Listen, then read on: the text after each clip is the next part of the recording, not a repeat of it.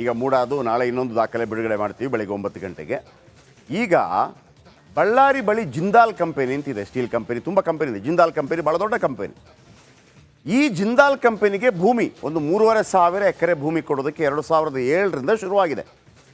ಈಗ 2024 ತನಕ ಒಂದು 18 ವರ್ಷ. ಬಿ ಜೆ ಪಿಗೂ ಅವ್ರಿಗೆ ಕೊಡ್ಲಿಕ್ಕೆ ಆಸೆ, ಜೆ ಡಿ ಎಸ್ಗೂ ಅವ್ರಿಗೆ ಕೊಡ್ಲಿಕ್ಕೆ ಆಸೆ, ಕಾಂಗ್ರೆಸ್ಗೂ ಅವ್ರಿಗೆ ಕೊಡ್ಲಿಕ್ಕೆ ಆಸೆ.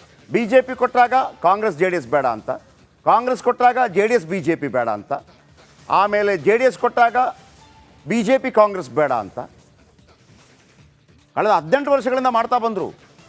ಒಂದೊಂದು ಎಕರೆನ ಎಷ್ಟಕ್ಕೆ ಕೊಡ್ತಾ ಇದ್ದಾರೆ ಗೊತ್ತಾ? 1 ಲಕ್ಷ, ಜುಜುಬಿ 1 ಲಕ್ಷ. ಇದನ್ನು ನೋಡಿದಾಗ ಅನಿಸೋದು, ಒಂದು ಹಾಡಿದೆಯಲ್ಲ, ಕಳ್ಳ ಕಳ್ಳ ಕಳ್ಳ ಕಳ್ಳ ಕಳ್ಳರು ನಾವೆಲ್ಲರೂ ಅಂತ ಒಂದು ಹಾಡಿದೆಯಲ್ಲ, ಕರೆಕ್ಟು ಸೂಟ್ ಆಗುತ್ತೆ ಅದಕ್ಕೆ. ಎಲ್ಲರೂ ಕಳ್ಳರೆ, ನನಗೆ ಸಿಕ್ಕಿಲ್ಲ ಅಂತ ಅವನಿಗೆ ಸಿಕ್ಕಬಾರ್ದು ಅಂತೇಳಿ, ಅವನಿಗೆ ಸಿಕ್ಕಿಲ್ಲ ಅಂತ ನನಗೆ ಸಿಕ್ಕಬಾರ್ದು ಅಂತೇಳಿ. ಈಗ ನೋಡಿ, ಈ ಮೂಡಾದ ಇಷ್ಟೆಲ್ಲ ಸಮಸ್ಯೆ ಇದೆ ಅದರ ಮಿಡ್ಲಲ್ಲಿ. ಹಾಗಂತ ಅದನ್ನು ಪರಭಾರೆ ಮಾಡಬಾರ್ದು, ಕೊಡಬಾರ್ದು ಅಂತೇನಿಲ್ಲ. ಆ ಕ್ರಮಗಳಿರುತ್ತೆ. ದೊಡ್ಡ ದೊಡ್ಡ ಕಂಪನಿಗಳಿಗೆ ಮತ್ತೊಂದಕ್ಕೆ ವಿದೇಶದಿಂದ ಕಂಪನಿಗಳು ಬಂದು ಇಲ್ಲಿ ಇನ್ವೆಸ್ಟ್ ಮಾಡಿದಾಗ ಕೊಡ್ತೀವಿ. ಆದರೆ ನೀವು ಪೈಪೋಟಿ ಯಾಕೆ? ಅವನು ಕೊಡುವಾಗ ನೀವು ಬೇಡ ಅಂತೀರಿ. ಫಸ್ಟ್ ಬಿ ಜೆ ಪಿ ಕೊಡುವಾಗ ಬೇಡ ಅಂದ್ರಿ, ಜೆ ಡಿ ಎಸ್ ಕೊಡುವಾಗ ಬೇಡ ಅಂದ್ರಿ, ಕಾಂಗ್ರೆಸ್ ಕೊಡುವಾಗ ಬೇಡ ಅಂದ್ರಿ. ಈಗ ನೀವೇ ಕೊಡ್ತಾ ಇದ್ದೀರಿ. ಹೇಳ್ತೀನಿ ಕೇಳಿ ಕತೆ. ನಿನ್ನೆ ನಡೆದ ಸಂಪುಟ ಸಭೆ ಒಂದು ನಿರ್ಧಾರ ಮಾಡಿದೆ. 2006-07ರಲ್ಲಿ ಗುತ್ತಿಗೆ ಮತ್ತು ಮಾರಾಟದ ಆಧಾರದಲ್ಲಿ ಮಂಜೂರು ಮಾಡಿದ್ದ 3,667 ಎಕರೆ ಜಮೀನನ್ನು ಜಿಂದಾಲ್ಗೆ ಕ್ರಯ ಮಾಡಿಕೊಡಲು ನಿರ್ಧಾರ ಮಾಡಿದೆ. ಯಾರು ಮಾಡಿದ್ದು? ಕಾಂಗ್ರೆಸ್ ಗೌರ್ಮೆಂಟ್. ಇದೇ ಕಾಂಗ್ರೆಸ್ 2006-07ರಲ್ಲಿ ಆಗ B J P J D S ಮೈತ್ರಿ ಸರ್ಕಾರ ಈ ನಿರ್ಧಾರವನ್ನು ಮಾಡಿದಾಗ ಇದೇ ಕಾಂಗ್ರೆಸ್ ವಿರೋಧ ಮಾಡಿತ್ತು. ಆಮೇಲೆ ಮೊನ್ನೆ ಯಡಿಯೂರಪ್ಪನವರು ಮುಖ್ಯಮಂತ್ರಿ ಆದ್ರಲ್ಲ, ಕಳೆದ ಅವಧಿಯಲ್ಲಿ ಯಡಿಯೂರಪ್ಪ ನೇತೃತ್ವದ ಸರ್ಕಾರ ಸದ್ದಿಲ್ಲದೆ ಜಿಂದಾಲ್ಗೆ ಭೂಮಿ ನೀಡಲು ಮುಂದಾಗಿದ್ರು. ಆಗ ಇದೇ ಕುಮಾರಸ್ವಾಮಿ ಮತ್ತು ಕಾಂಗ್ರೆಸ್ ವಿರೋಧ ಮಾಡಿತ್ತು. ಅವತ್ತು ಕುಮಾರಸ್ವಾಮಿ ವಿರೋಧ ಮಾಡಲಿಲ್ಲ 2007ರಲ್ಲಿ. ಮೊನ್ನೆ ಆದಾಗ ವಿರೋಧ ಮಾಡಿದರು. ಯಾರು? ಕಾಂಗ್ರೆಸ್ ಮತ್ತು ಬಿ ಜೆ ಪಿ, ಕಾಂಗ್ರೆಸ್ ಮತ್ತು ಜೆ ಡಿ ಎಸ್. ಮೊದಲು ಬಿ ಜೆ ಪಿ ಮತ್ತು ಜೆ ಡಿ ಎಸ್ ಸೇರಿ ಇದನ್ನು ಮಾಡೋದಕ್ಕೆ ಹೋಯಿತು 2007-08ರಲ್ಲಿ. ಆಗ ಕುಮಾರಸ್ವಾಮಿ ಮತ್ತು ಯಡಿಯೂರಪ್ಪ ಗೌರ್ಮೆಂಟು, ಕಾಂಗ್ರೆಸ್ ವಿರೋಧ ಮಾಡಿತು. ಯಡಿಯೂರಪ್ಪ ಮೊನ್ನೆ ಅಧಿಕಾರಕ್ಕೆ ಬಂದಾಗ ಕೊಡೋಕೆ ಹೋದರು. ಆಗ ಕುಮಾರಸ್ವಾಮಿ ಮತ್ತು ಕಾಂಗ್ರೆಸ್ ವಿರೋಧ ಮಾಡಿತು ಮತ್ತು ನ್ಯಾಯಾಲಯದಲ್ಲಿ ಕೂಡ ಈ ಬಗ್ಗೆ ಖಾಸಗಿ ದೂರು ದಾಖಲು ಮಾಡಿತು. ಬಳಿಕ ಬಿ ಜೆ ಪಿ ಸರ್ಕಾರ ಸಂಪುಟ ತೀರ್ಮಾನವನ್ನು ವಾಪಸ್ ಪಡೆಯಿತು. ಇದೀಗ ಸಿದ್ದರಾಮಯ್ಯ ಸರ್ಕಾರ ಜಿಂದಾಲ್ಗೆ ಜಮೀನು ಮಾರಾಟ ಮಾಡಲು ನಿರ್ಧಾರ ಮಾಡಿದೆ. ಇದರ ಬಗ್ಗೆ ಡಿ ಕೆ ಶಿವಕುಮಾರ್ ಮಾತಾಡಿದ್ದಾರೆ. ಆಮೇಲೆ ಏನಿದು ಪ್ರಕರಣ ನೋಡಿ, ಇಂಥ ಪ್ರಕರಣಗಳನ್ನು ಬಿಡಬಾರ್ದು. ನಾನು ನಿಮಗೆ ಚಿಕ್ಕ ಮಕ್ಕಳಿಗೆ ಹೇಳೋ ರೀತಿಯಲ್ಲಿ ಹೇಳ್ತೀನಿ, ನಿಮಗೆಲ್ಲರಿಗೂ ಅರ್ಥ ಆಗಬೇಕು. ಡಿ ಕೆ ಶಿವಕುಮಾರ್ ಹೇಳಿದ್ದನ್ನು ಕೇಳಿಸ್ಕೊಳ್ಳಿ, ಆಮೇಲಿದೆ ಮಾರಿ ಹಬ್ಬ. ನೋಡ್ರಿ, ಜಿಂದಾಲು ನಮಗೆ ಇಂಡಸ್ಟ್ರೀಸ್ ಬರಬೇಕು, ಕೈಗಾರಿಕೆಗೆ ಉತ್ತೇಜನ ಕೊಡಬೇಕು. ಕರ್ನಾಟಕ ರಾಜ್ಯದಲ್ಲಿ ಏನು ಪಾಲಿಸಿ ಇದೆ ಆ ಪಾಲಿಸಿ ಪ್ರಕಾರ ನಾವು ಮಾಡಿದ್ದೀವಿ. ಸರ್ಕಾರ ಈಗೇನು ನಾವು ಹೊಸ್ದಾಗೇನು ಕೊಟ್ಟಿಲ್ಲ, ಮೊದಲು ಕೊಟ್ಟಿದ್ದನ್ನು ರ್ಯಾಟಿಫೈ ಮಾಡಿ ಅವ್ರಿಗೆ ಸೇಲ್ ಡೀಡ್ ಮಾಡಿಕೊಟ್ಟಿದ್ವಿ. ಸಾವಿರಾರು ಜನ, ಲಕ್ಷಾಂತರ ಜನ ಇಂಡಸ್ಟ್ರೀಸ್ಗೆ ಏನು ಒಂದು ಇದನ್ನು ಮಾಡಿಕೊಟ್ಟಿದ್ದೀವಿ. ಅದನ್ನೇ ನಾವು ಮಾಡಿರೋದು. ಬಿ ಜೆ ಪಿಯವ್ರು ಏನು ಮಾಡಿದ್ದಾರೆ ಅದನ್ನೇ ನಾವು ರ್ಯಾಟಿಫೈ ಮಾಡಿರೋದು. ನೋಡ್ರಿ, ಹೌದು, ಕಂಪನಿಗಳು ಬರಬೇಕು, ಅಭಿವೃದ್ಧಿ ಆಗಬೇಕು, ತಪ್ಪೇನಿಲ್ಲ. ಹಾಗಿದ್ದರೆ 2007ರಲ್ಲಿ ಯಡಿಯೂರಪ್ಪ ಮತ್ತು ಕುಮಾರಸ್ವಾಮಿ ಕೊಡ್ಲಿಕ್ಕೆ ಹೋದಾಗ ಯಾಕೆ ವಿರೋಧ ಮಾಡಿದ್ರಿ? ಮೊನ್ನೆ 2020ರಲ್ಲಿ ಯಡಿಯೂರಪ್ಪನವರು ಮುಖ್ಯಮಂತ್ರಿ ಆಗಿದ್ದಾಗ ಕುಮಾರಸ್ವಾಮಿ ಮತ್ತು ನೀವು ಯಾಕೆ ವಿರೋಧ ಮಾಡಿದ್ರಿ? ಯಾಕೆ ಖಾಸಗಿ ದೂರನ್ನು ಸಲ್ಲಿಸಿದ್ರಿ? ಈಗ ನೀವು ಹೆಂಗೆ ಮಾರಾಟ ಮಾಡಿದ್ರಿ? ಕಮಿಷನ್ ಜಾಸ್ತಿ ಬಂತ ಅಂತ ಕೇಳಬೇಕಲ್ವ ನಾವು? ವೀಕ್ಷಕರೇ, ಇದರ ಬಗ್ಗೆ ಕೂಲಂಕುಷವಾಗಿ ಹೇಳ್ತೀನಿ. ಅದೇ ಜಿಂದಾಲ್ಗೆ ಜಮೀನು ಮಂಜೂರು ಮಾಡುವ ಸಂಘರ್ಷ. ಒಬ್ಬರೇ ಕೊಟ್ಟು ಇಲ್ಲ ಅಂತಂದಿದ್ರೆ ಪ್ರಾಬ್ಲಮ್ ಇರ್ತಿರ್ಲಿಲ್ಲ.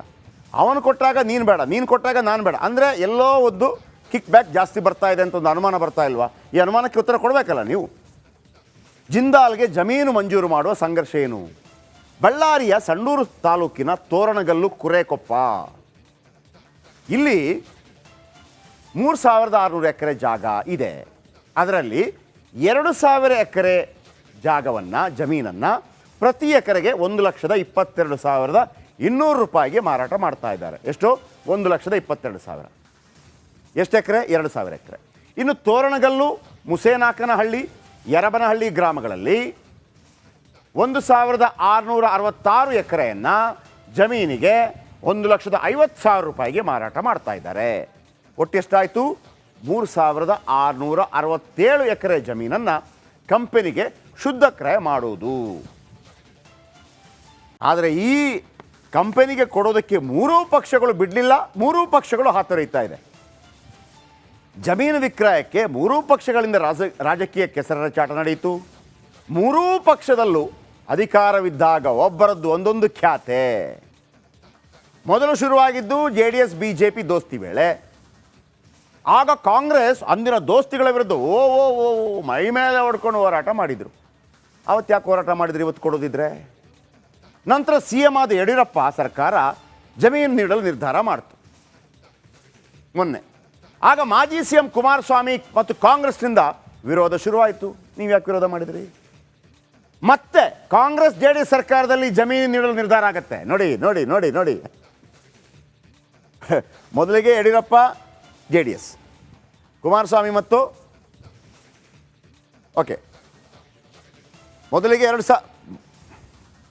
2008ರಲ್ಲಿ ಯಡಿಯೂರಪ್ಪ ಬರೋದು, 2007ರಲ್ಲಿ ಕುಮಾರಸ್ವಾಮಿ ಮತ್ತು ಯಡಿಯೂರಪ್ಪ 2007 ಅಂತಂದರೆ ಅವರಿಬ್ಬರು ಸೇರಿ ಮಾಡಿದ್ದು. ಆಗ ಕಾಂಗ್ರೆಸ್ ವಿರೋಧ ಮಾಡುತ್ತೆ. ಆಮೇಲೆ ಯಡಿಯೂರಪ್ಪನವರು ಸ್ವತಂತ್ರವಾಗಿ ಅಧಿಕಾರಕ್ಕೆ ಬರ್ತಾರೆ. ಆಗ JDS ಮತ್ತು ಕಾಂಗ್ರೆಸ್ ವಿರೋಧ ಮಾಡುತ್ತೆ. ಮತ್ತೆ ಸಮ್ಮಿಶ್ರ ಸರ್ಕಾರ ಬಂದಾಗ ಕುಮಾರಸ್ವಾಮಿ ಮತ್ತು ಕಾಂಗ್ರೆಸ್ ಸೇರಿ ಕೊಡೋದಕ್ಕೆ ಪ್ರಯತ್ನ ಮಾಡುತ್ತೆ. ಆಗ ವಿಪಕ್ಷ ನಾಯಕರಾದ ಯಡಿಯೂರಪ್ಪ ಅವರಿಂದ ಅಹೋರಾತ್ರಿ ಧರಣಿ ಆಗುತ್ತೆ. ಮತ್ತೆ BSY 2008ರಲ್ಲಿ ಒಮ್ಮೆ ಮಾಡಿದರು. 2020ರಲ್ಲಿ ಜಮೀನು ಮಂಜೂರಿಗೆ ಮುಂದಾದಾಗ ಕಾಂಗ್ರೆಸ್ ವಿರೋಧ ಮಾಡುತ್ತೆ. ವಿಪಕ್ಷದಲ್ಲಿದ್ದಾಗ ವಿರೋಧ, ಸರ್ಕಾರವಿದ್ದಾಗ ಕ್ರಯ ಮಾಡಿಕೊಡಲು ಇವರು ನಿರ್ಣಯ ಮಾಡ್ತಾರೆ. ಎಲ್ಲ ಪಕ್ಷಗಳು ವಿರೋಧ ಮಾಡಿದೆ. ಕಾಂಗ್ರೆಸ್ ಮಾಡಿದೆ, BJP ಮಾಡಿದೆ, JDS ಮಾಡಿದೆ. ಎಲ್ಲ ಪಕ್ಷಗಳು ಮಾರಾಟ ಮಾಡೋಕ್ಕೆ ಟ್ರೈ ಮಾಡಿದೆ. ಕಾಂಗ್ರೆಸ್ ಮಾಡಿದೆ, BJP ಮಾಡಿದೆ, JDS ಮಾಡಿದೆ. ಯಾರ ಹತ್ರ ಆಟ ಆಡ್ತಾ ಇದ್ದೀರಿ? ಆಗ ವಿರೋಧ ಮಾಡಿದ ಕಾಂಗ್ರೆಸ್ ಈಗ ನಿಲುವು ಬದಲಿಸಿ ಜಮೀನು ಕ್ರಯಕ್ಕೆ ನಿರ್ಣಯ ಕೈಗೊಂಡಾಯಿತು. ಇಬ್ಬರ ಜಗಳದಲ್ಲಿ ಮೂರನವನಿಗೆ ಲಾಭ ಅಂತ ಇದೆಯಲ್ಲ. ಕಾಂಗ್ರೆಸ್ ವಿರೋಧ ಮಾಡ್ತಾ ಮಾಡ್ತಾ ಮಾಡ್ತಾ ಈಗ ಅವ್ರಿಗೆ ಗೊತ್ತಿದೆ ಶಕ್ತಿ ಇಲ್ಲ BJP ಮತ್ತು JDS ಅಲ್ಲಿ, ಮಾರೇ ಬಿಟ್ರು. ಈಗ ಹೇಳಿ, ಯಾರು ಒಳ್ಳೆಯವರು, ಯಾರು ಕೆಟ್ಟವರು? ಸರ್ಕಾರದ ಅಭಿವೃದ್ಧಿ ಆಗಬೇಕು, ಜಾಗ ಕೊಡಬೇಕು, ಎಲ್ಲವೂ ರೆಡಿ. ವಿರೋಧಗಳು ಯಾಕಿತ್ತು ಆಗಿದ್ರೆ ಕಿಕ್ ಬ್ಯಾಕ್ ಅಲ್ವಾ? ಇದರ ಬಗ್ಗೆ ಕೂಡ ದಾಖಲೆ ಬಿಡುಗಡೆ ಮಾಡ್ತೀವಿ. ವೇಟ್. ನಂತರವಾಗಿ ಒಂದೊಂದು ಡಾಕ್ಯುಮೆಂಟ್, ಒಂದೊಂದು ದಾಖಲೆಯನ್ನು ಹೊಡಿತಾನೇ ಇದ್ದೀವಿ ಮುಡಾಕ್ಕೆ ಸಂಬಂಧಪಟ್ಟ ಹಾಗೆ. ಎಲ್ಲ ಆ್ಯಂಗಲ್ಗಳಲ್ಲೂ ಕೂಡ ನಿಮಗೆ ಮಾಹಿತಿಗಳನ್ನು ಕೊಡ್ತಾ ಹೋಗ್ತೀವಿ. ನಿನ್ನೆ ಇವತ್ತು. ಮೊನ್ನೆ ಯಾವ ವೈಟ್ನರ್ ಹಾಕಿಬಿಟ್ಟು ಉಜ್ಜಿದ್ದಾರೆ ಅಂತ, ಅದಾದ ನಂತರ ಇಲ್ಲ ತಕರಾರು ಮಾಡಿದ್ದಾರೆ, ನನಗೆ ದುಡ್ಡು ಬೇಡ, 60-40 ಬೇಡ, 50-50ನೇ ಕೊಡಿ ಅಂಥೇಳಿ.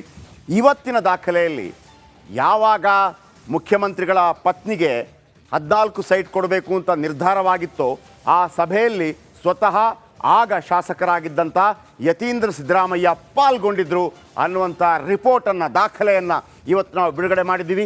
ಈಗಲೂ ಹೇಳ್ತೀನಿ, ರಿಪಬ್ಲಿಕ್ ಕನ್ನಡ ಕೊಟ್ಟಂಥ ದಾಖಲೆ ಕನ್ನಡ ಮಾಧ್ಯಮದಲ್ಲಿ ಯಾರೂ ಕೊಟ್ಟಿಲ್ಲ. ನಾಳೆ ಕೂಡ 9 ಗಂಟೆಗೆ ಒಂದು ರಿಪೋರ್ಟ್ ಇರುತ್ತೆ, ದಾಖಲೆ ಇರುತ್ತೆ. ಅದಕ್ಕಿಂತ ಮೊದಲು ಇವತ್ತಿನ ರಿಪೋರ್ಟ್, ಇವತ್ತಿನ ದಾಖಲೆ ಯಾವುದು ಬಿಡುಗಡೆ ಆಯಿತು ಅದರ ಬಗ್ಗೆ ಒಂದು ಇನ್ ಡಿಟೇಲ್ ಮಾಹಿತಿ.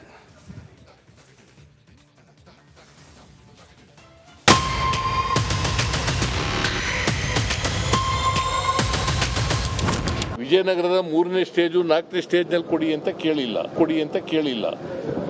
ಕೇಳಿಲ್ಲ. ನಮ್ಮ ಜಮೀನನ್ನು ನೀವು ಸೈಟ್ ಮಾಡಿಬಿಟ್ಟು ಪಾರ್ಕ್ ಮಾಡಿ ಎಲ್ಲ ಹಂಚ್ಬಿಟ್ಟು ಹಾಗಾದ್ರೆ 3 ಎಕರೆ 16 ಗುಂಟೆ ನಾವು ಬಿಟ್ಬಿಡೋದ? ನಾನು ಮುಖ್ಯಮಂತ್ರಿ ಅಂತ ಬಿಟ್ಬಿಡೋದೇನ್ರಿ?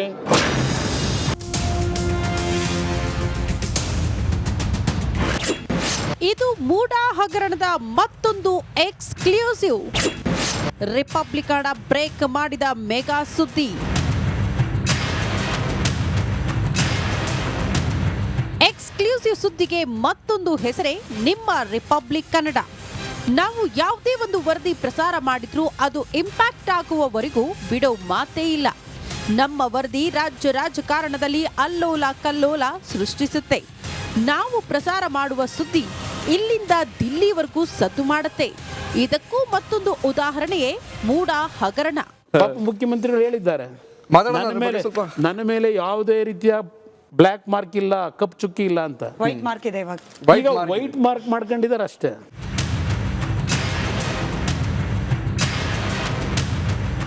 ಮೂಡ ಹಗರಣದ ಆಳ ಅಗಲ ಕಲೆ ಹಾಕುತ್ತಿರುವ ರಿಪಬ್ಲಿಕ್ ಕನ್ನಡ ಕಳೆದ 3 ದಿನಗಳಿಂದ ಒಂದೊಂದು ಎಕ್ಸ್ಕ್ಲೂಸಿವ್ ಸುದ್ದಿ ಪ್ರಸಾರ ಮಾಡ್ತಿದೆ. ಮೊನ್ನೆ ವೈಟ್ನರ್ ಹಾಕಿದ ಪತ್ರದ ಮೊದಲ ದಾಖಲೆ ರಿಲೀಸ್ ಮಾಡಿತ್ತು. ನಿನ್ನೆ ಸಿಎಂ ಪತ್ನಿ ಬರೆದಿದ್ರು ಎನ್ನಲಾಗಿರುವ ಪತ್ರಕ್ಕೆ ಸಾಕ್ಷ್ಯ ಸಿಕ್ಕಿತ್ತು. ಇಂದು 3ನೇ ಮಹತ್ವದ ದಾಖಲೆ ರಿಲೀಸ್ ಮಾಡಿದೆ. 3 ದಾಖಲೆಗಳು ಸ್ಕ್ರೀನ್ ಅಲ್ಲಿ ಗಮನಿಸ್ತಾ ಇದ್ದೀರಿ. ಮೊನ್ನೆ ಸಿಎಂ ಪತ್ನಿ ಬರೆದಿದ್ದಾರೆ ಎನ್ನಲಾಗಿರುವಂತಹ ಪತ್ರ, ಅದನ್ನ ವೈಟ್ನರ್ ಇಂದ ಅಳಸ ಹಾಕಿರುವಂತಹ ದಾಖಲೆ, ಮತ್ತೊಂದು ನಿನ್ನೆ 50-50 ಅನುಪಾತದಲ್ಲೇ ಸೈಟ್ ಕೇಳಿದ್ರು ಅನ್ನುವಂತಹ ದಾಖಲೆ. ಇವತ್ತು ನಡಾವಳಿಯ ಸಭೆ ಆಗಿತ್ತು, ಆ ಸಭೆಯಲ್ಲಿ ಡಾಕ್ಟರ್ ಯತೀಂದ್ರ ಭಾಗಿಯಾಗಿದ್ರು ಅನ್ನೋದರ ದಾಖಲೆ.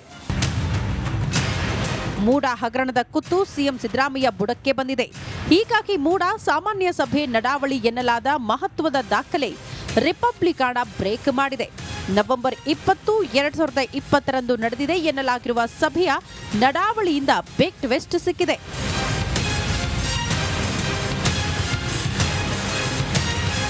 ಅಭಿವೃದ್ಧಿಯಾದ 50% ಜಮೀನು ಮಾಲೀಕರಿಗೆ ನೀಡಲು ಮೂಡ ನಿರ್ಧರಿಸಿತ್ತು ಎನ್ನಲಾಗ್ತಾ ಇದೆ. ನವೆಂಬರ್ 20, 2020 ಮೂಡ ಸಭೆ ನಡೆಸಿತ್ತು ಎನ್ನಲಾಗ್ತಾ ಇದೆ. ಸಿದ್ದು ಪತ್ನಿಯ ಮನವಿಯನ್ನು ಸಭೆಯ ಮುಂದೆ ಇಡಲಾಗಿತ್ತು ಎನ್ನಲಾಗ್ತಿದೆ. ಈ ಸಭೆಯಲ್ಲಾದ ನಿರ್ಣಯವೇ ಈಗ ವಿವಾದಕ್ಕೆ ಕಾರಣವಾಗಿದೆ.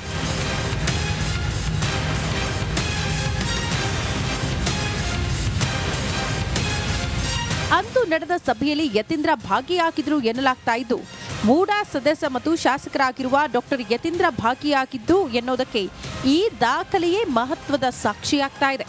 ಇನ್ನು ಸಿದ್ದು ಪತ್ನಿ ಮನವಿಗೆ ಅನುಮೋದನೆ ಕೊಟ್ಟಿದ್ದು ಇದೇ ಸಭೆಯಲ್ಲಿ ಅನ್ನೋ ಪ್ರಶ್ನೆ ಎದುರಾಗಿದೆ. ಹಾಗಾದ್ರೆ ಅಂದು ನಡೆದ ಸಭೆಯಲ್ಲಿ ಮತ್ತಷ್ಟು ಹಲವು ನಾಯಕರು ಭಾಗಿಯಾಗಿದ್ರು ಎನ್ನಲಾಗ್ತಾ ಇದೆ.